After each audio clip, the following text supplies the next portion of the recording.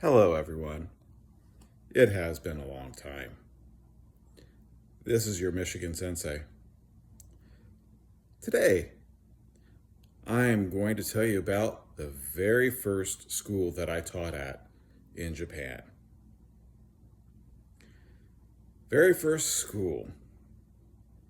Well, I had touched down in August of 1994 and spent a whirlwind weekend in the Osaka area and got very little training for the classes that I was about to teach.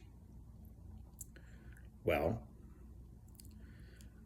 I made it finally to my apartment in Sennan City. Got set up a little bit, fumbled around, and the very little Japanese that I knew with one of my neighbors. She was very helpful and a very sweet lady. And then the next day, the vice president's daughter came to lead me to the station and then to the school in a place called Kishiwada. This is all in Osaka Prefecture. So, got off the train, walked up the flight of steps in a shopping center, and walked into the classroom. There was somebody from the head office there who was going to assist me with classes.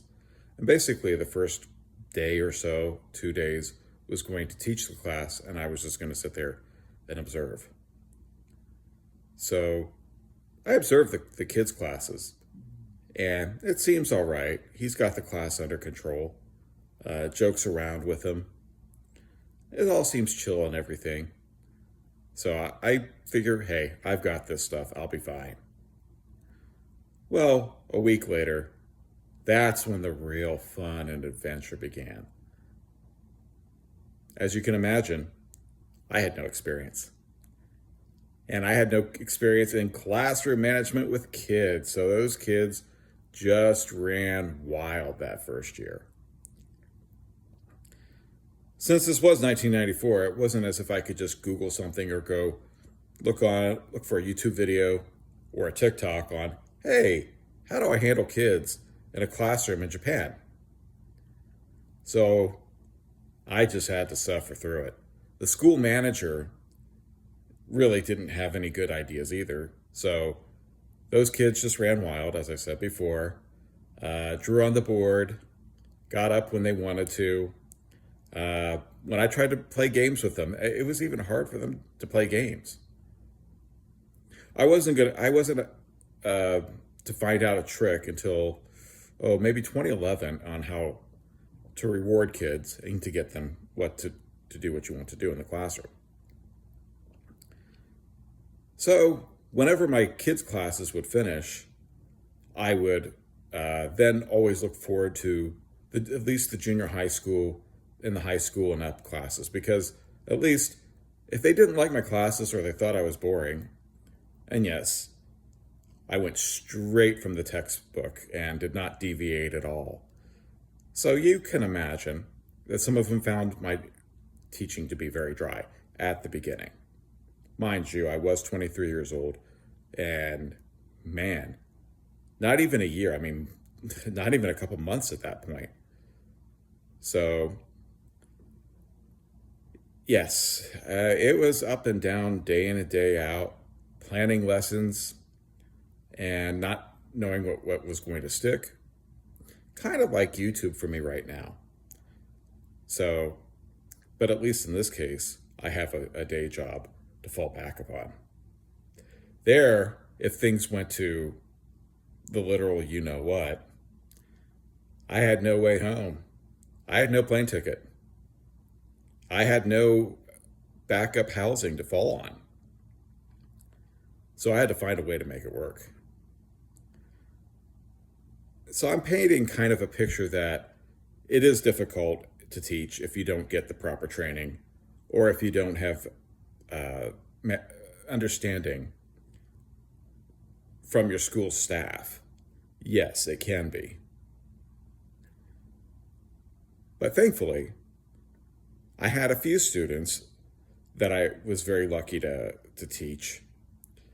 I remember I had one in a place called Hineno, and she was a senior citizen. She was an elderly lady. But because they were farmers, she and her husband, uh, they had quite a bit of money to throw around, and they were the religious leaders of this small sect.